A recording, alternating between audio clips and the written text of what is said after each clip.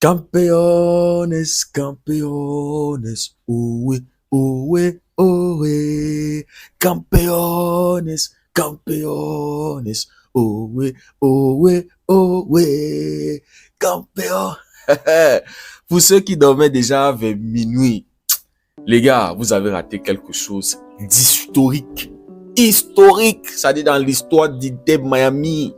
Le 3e trophée collectif de l'histoire d'Inter Miami. Il y avait un certain Higuaín là-bas. Quand on parle d'Higuaín, Higuaín c'est les Madeleines. Mais il a fallu qu'un Barcelonais arrive là-bas avec ses potes. Dès qu'il est arrivé, 2023, pose les valises là-bas. Leagues Cup pour une équipe qui galérait, qui enchaînait des défaites.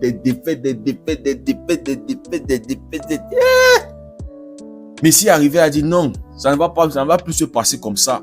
Quand vous avez Messi dans un collectif, votre collectif doit être bonifié. Votre collectif doit être meilleur. Vous ne pouvez pas avoir le GOAT, le champion du monde en titre, et vous galérez jamais. Leagues Cup, Messi a donné. La saison qui suivait, il a fait remporter la Community Shield. C'est-à-dire, il termine premier de leur conférence. Premier de leur conférence saison régulière. 2e trophée collectif. En fait, même c'est la première saison entière de Lionel Messi. On a Inter Miami qui va remporter la Community Shield et pour la première fois qui va participer aux playoffs. C'est-à-dire dans l'histoire, Higuaín est passé par là. Jamais les gars ne sont allés en MLS playoffs, les gars. Donc, on se rappelle que ça ne s'était pas bien passé. Ils ont été éliminés lors de la phase des 3 matchs. Vous savez qu'il y a 3 matchs. Il faut gagner 2 matchs minimum, les gars. Donc, première expérience pour Inter Miami pour les playoffs. Il y avait déjà 2 trophées dans le sac. Il faut pas oublier que grâce à Lionel Messi à Inter Miami, l'Inter Miami a pu participer à la Coupe du Monde des clubs. Et ils sont allés jusqu'à la phase éliminatoire. On se rappelle, c'est le Paris Saint-Germain qui les fait sortir.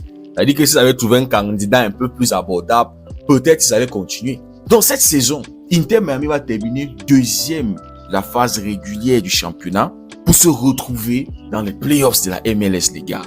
Et cette nuit, Inter Miami a soulevé son 3e trophée collectif. 3e trophée collectif de son histoire. C'est-à-dire, ils auraient même pu terminé premier de la phase régulière si Messi avait été régulier cette saison. Faut pas oublier que Messi a connu des moments de blessure. Mais malgré cela, Messi termine le MVP du championnat. Nombre de buts, nombre de passes décisifs. Malgré le fait qu'il a connu des blessures, les gars. Ah, le GOAT. Il y a un tonton là qui joue en Arabie Saoudite. Depuis qu'il a posé les pieds à Al Nasser, c'est la misère. C'est la misère, c'est la galère. Aucun trophée, même un trophée mineur, même le petit comme ça là pour dire que ok, les gars, on s'est battu au moins, on a pris, je sais pas si quel est le trophée mineur, je sais pas si c'est la Coupe du Roi ou c'est, non, je pense la Coupe du Roi. Ça dit rien, mais il ne fait que marquer des buts inutiles dans des matchs inutiles, les gars.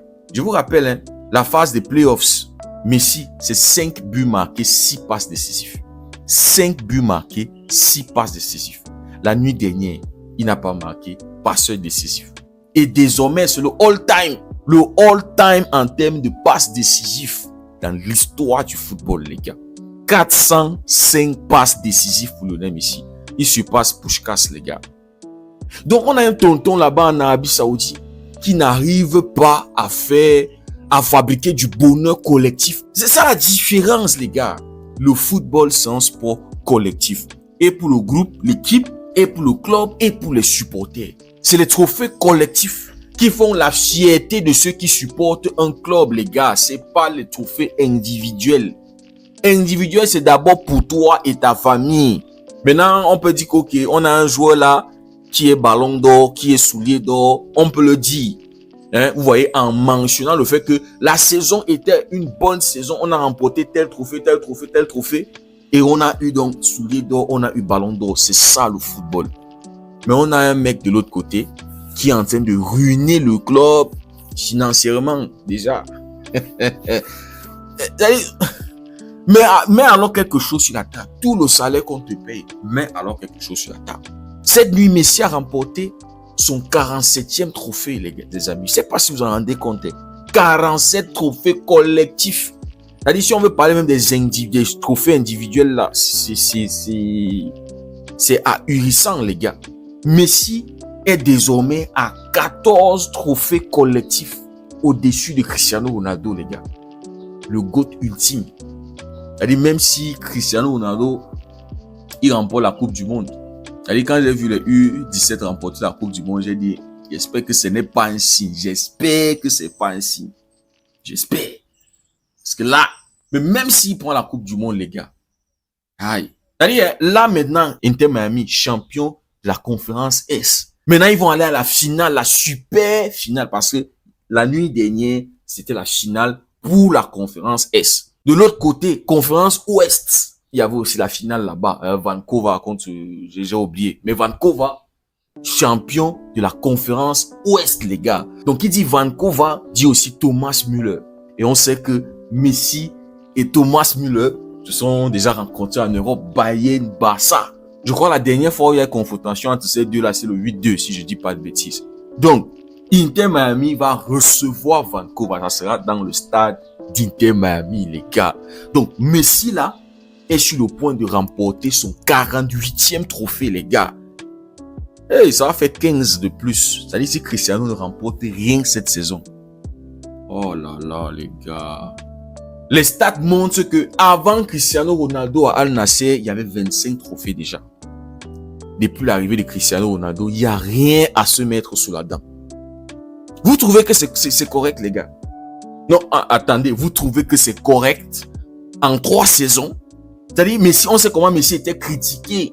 Hein, il va là où c'est facile, il va là où c'est machin. Il va dans le club le plus nul, hein, des 2 conférences. Ou bien l'un des clubs les plus nuls. À ce moment-là, quand Messi arrive, ils étaient avant-dernier du championnat. Ils terminent avant-dernier. Et Messi réussit à rendre ce club l'un des clubs les plus terrifiants de la MLS à l'heure où on parle, les gars. Je suis sûr que l'Inter Miami, là, le Barça de maintenance, la galère contre eux. Et peut-être même ils peuvent taper. Ils peuvent taper. La nuit dernière, Luis Suarez n'était même pas titulaire. Mais il y a un certain Allende qui a marqué 8 buts lors de la phase de playoffs. 8 buts. La nuit dernière, triplé. Ah, les gars. Regarde la transformation. Ça dit, tu vois Inter Miami jouer au football maintenant. Pour ceux qui ont suivi, l'évolution d'Inter Miami quand Messi est arrivé.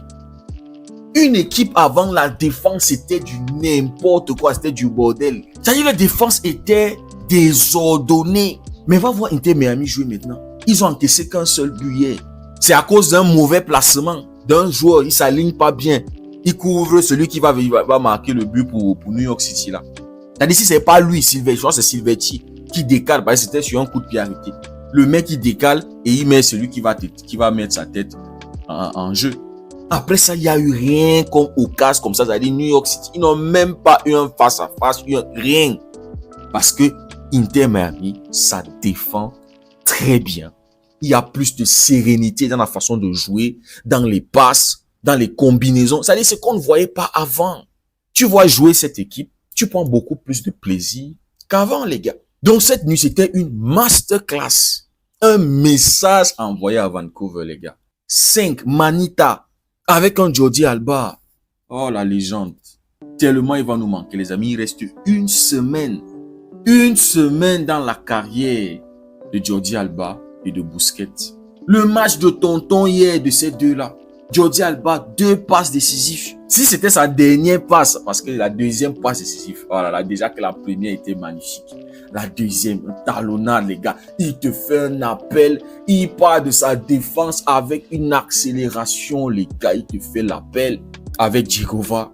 1-2. C'est-à-dire, Djigova lui donne la passe en profondeur. Lui talonne pour que Djigova puisse marquer. Je crois que c'était le 4e but. Oh là là. Si c'était ça, sa dernière passe décisive. Très belle passe décisive de la part de Jordi Alba. Et que dire de la connexion entre lui et Lionel Messi, les gars. On a savouré ça au Barça, on l'a savouré à Inter Miami. Donc, il nous reste une seule semaine dans la carrière de ces deux grands joueurs-là. Busquets, alors, n'en parlons pas. L'un des meilleurs 6 all-time. Peut-être c'est le 6 le plus lent all-time. Mais le football, les gars. Le football que ce monsieur a joué. Donc, ce que j'ai kiffé aussi hier chez Inter Miami, c'est que quand on voit les 4 premiers buts qu'ils ont marqués, contre-attaque, les gars, sur des coups de pied arrêtés. C'est-à-dire, c'est pas seulement une équipe qui peut te marquer des buts en construisant, en attaque placée. C'est une équipe qui est capable de te marquer des buts dans les transitions rapides et dans les contre-attaques. C'est-à-dire, ils savent aussi bien jouer les coups de pied arrêtés. Les gars, ils sont capables de te faire mal dans toutes les situations possibles. C'est-à-dire, la nuit dernière, on a vu les gars de New York City essayer d'empêcher Messi de jouer. Et Messi ne te fait pas un grand match comparé aux autres matchs, surtout au dernier match, les demi-finales où Messi avait donné 3 passes décisives et marqué un but. Ce match-là, Messi était un peu effacé. Mais il réussit quand même à donner une passe décisive. Parce que les gars de New York City défendaient bien. C'est seulement sur le 5e but que les gars ont une action construite comme ça là pour aller marquer ce but-là, les gars. Mais les 4 autres buts, les gars, contre-attaque, coup de pied arrêté. C'est là où tu vois la patte mise de Mascherano. Et ça, c'est la première saison de Mascherano qui avait mal débuté. C'était compliqué. Inter Miami qui perdait des matchs, qui faisait des matchs. C'était vraiment compliqué, début saison de Mascherano. Mais là, ils sont allés jusqu'en finale de la conférence S, les gars. Et ils remportent ce trophée-là. Et samedi prochain, il y aura la super finale pour remporter la MLS Cup. Je vous disais que moi, je le sentais. Parce que quand Messi avait dit à Sport que la saison dernière, c'était la première fois de découvrir les playoffs.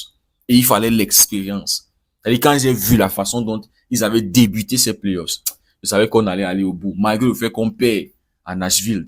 C'est-à-dire, Messi se rassure que ses potes vont aller en retraite en ayant remporté 2 trophées collectifs, les gars. Trop grand, le mec. Il s'est dit, mes potes ne peuvent pas aller en retraite. C'est-à-dire, bredouille, les mains vides. Non, c'est moi qui les ai fait venir ici, là. Ils doivent partir en étant légendes établies de ce club. Ce sont des légendes, les gars. Légendes au Barça, légendes à Inter Miami, les gars.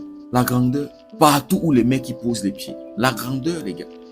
C'est pour ça qu'on ne peut pas comparer ça avec celui qui est en Arabie Saoudite, là. C'est-à-dire, lui, ça part, ses buts, ses 1000 buts, c'est dans des matchs qui ne sont pas importants. C'est là où il va marquer. Mais là où ça compte, est-ce que tu es capable de délivrer cette passe décisive-là qui permet de marquer ce but-là, qui permet à ton équipe de gagner? Est-ce que tu es capable de marquer ce but-là? Ou bien ces buts-là qui vont permettre à ton équipe de gagner? C'est ça. C'est la différence avec Lionel Messi, les gars. Cette nuit, Carlos Alcaraz était là. Le numéro 1 tennisman au monde. Le petit était là pour soutenir le GOAT. C'est-à-dire pour se connecter à l'énergie du GOAT. C'est-à-dire pour être grand, il faut te frotter au grand. C'est-à-dire le petit, il a compris ça. C'est-à-dire quand j'ai vu le petit au stade avec le maillot d'Inter Miami sur lui, j'ai dit non petit, tu vas être très grand. Là on comprend encore plus pourquoi est-ce qu'il est trop fort au tennis. Parce que le mec s'associe avec la grandeur. Donc les gars, c'était une nuit exceptionnelle. Désolé à tous les hate watchers, tous les anti-Messi qui n'ont pas dormi, en fait qui ont dû réduire leur temps de sommeil pour hate watch en souhaitant que Messi perde cette finale. Désolé les gars, c'est très compliqué. Ça va être très compliqué. Je vous conseille samedi prochain, faut dormir. Faut dormir, réveillez-vous et voilà. Parce que le 48e trophée est en téléchargement, en cours de téléchargement, les gars. Donc, c'est la joie, les amis. Ça dit si le Barça qui est en train de se chier dessus, les gars, au moins, moi j'ai Inter Miami qui est là pour me consoler, les gars. Dites-moi ce que vous en pensez en commentaire. Si le contenu vous a plu, n'hésitez pas à liker, à partager pour ceux qui découvrent cette communauté. N'hésitez surtout pas à nous rejoindre, les gars, c'est complètement gratuit. Merci beaucoup d'avoir suivi la vidéo. On se dit à très bientôt. Prenez tout soin de vous et que Dieu vous bénisse.